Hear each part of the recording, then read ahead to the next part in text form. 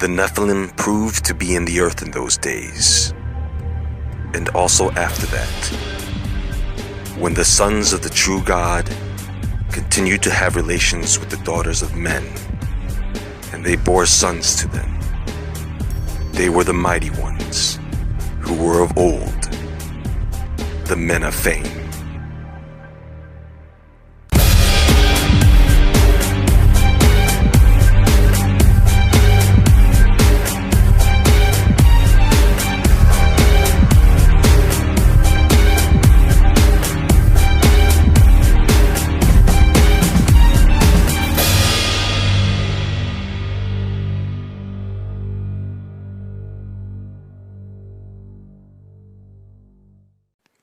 Now, the question on everyone's mind is this: did giants really exist in our past, and do they still exist today?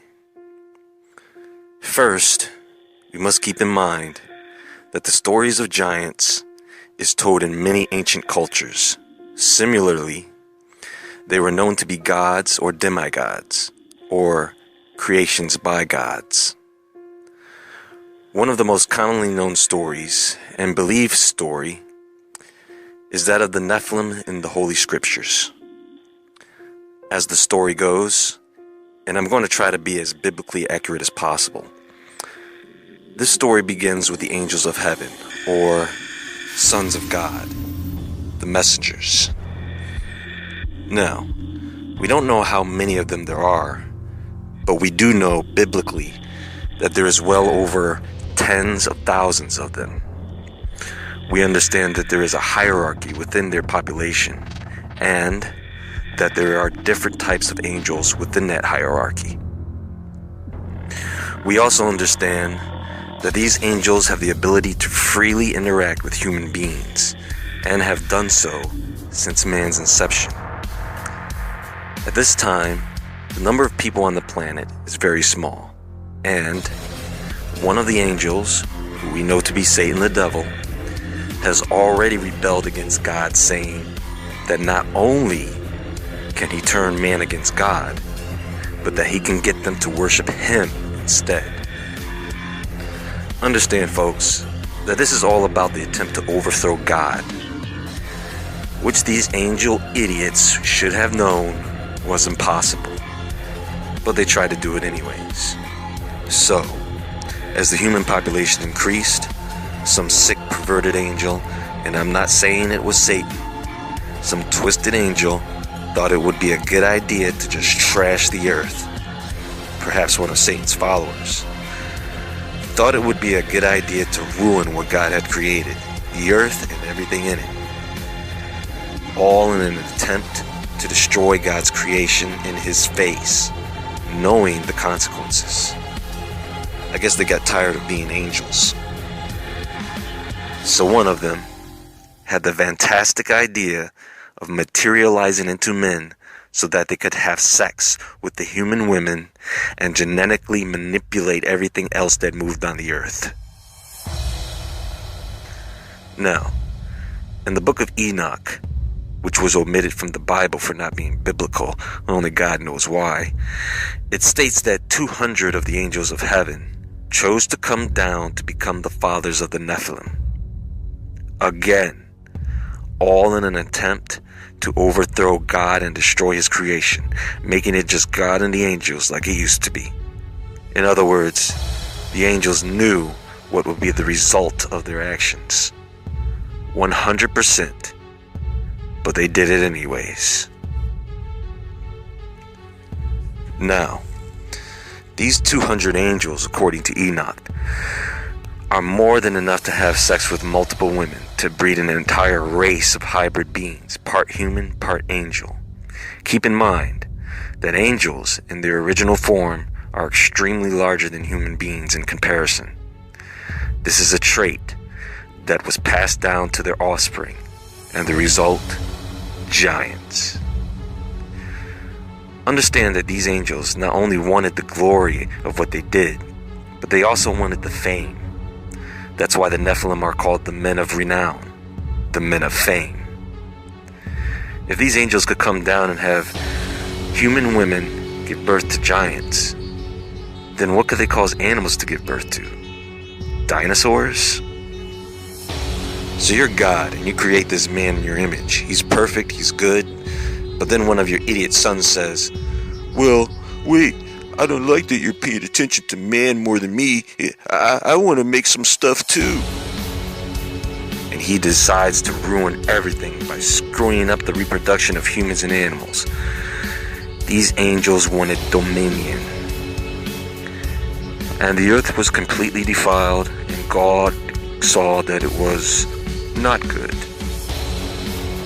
So now, you're left with no choice but to start from scratch, just so you can preserve your masterpiece, mankind.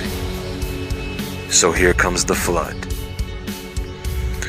You have to understand, folks, that in Noah's days, it was hell on earth. Much, much, much worse than what human beings experience today. Unfortunately, we are headed in that direction with no turning back. Now, once again, if you look at this biblically, nothing outside Noah's Ark survived the flood. Again, no thing that was alive survived outside of Noah's Ark. Everything was buried. Everything was buried in water. Now, did that destroy the angels that came down? Nope. But it did seal their fates and get them locked up, leading to their eventual demise. Now, the Book of Enoch is a mystery within itself. It was not considered to be a canonical work or inspired by God, even though Enoch walked with God. So it was left out of the Bible due to its fragmented content. In the Bible, we only get a snapshot of the Nephilim, but in the Book of Enoch, we get great detail. Details about fallen angels, their names, how many of them came down to earth, 200. Details about how they taught men the secrets of the universe, forbidden knowledge. Details about how they took wives, pretty much any woman they wanted, and how those wives gave birth to giants, and I mean super giants, over 400 feet tall. It even gives details about the angels' punishment, a punishment so severe that it made the other angels in heaven look at each other and go, "Damn, did you see what God just did to that guy?" No angel in his right mind would even dare to try and ruin God's creation ever again.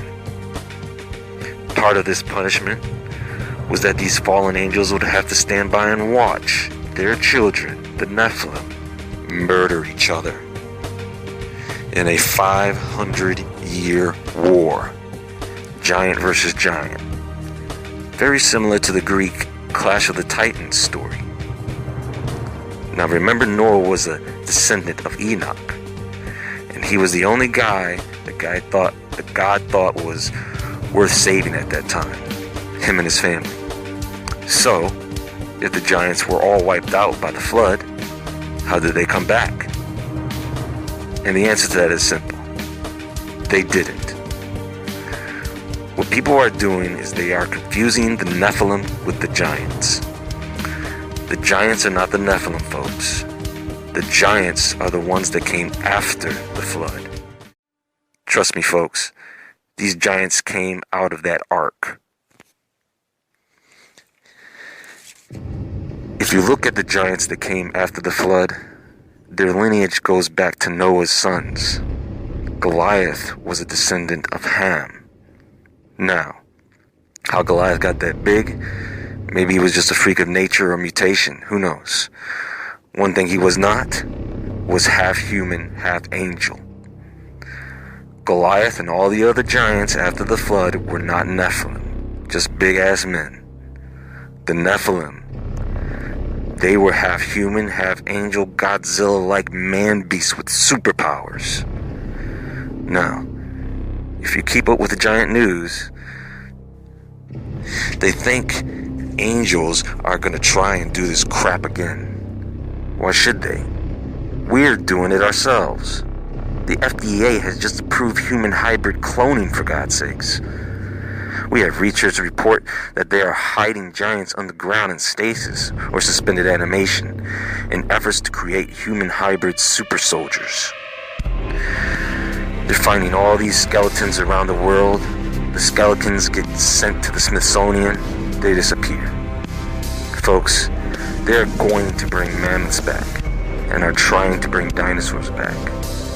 It's sad that we have human beings helping these demonic entities do the same crap all over again. So, I don't know what we're going to see in the near future, folks.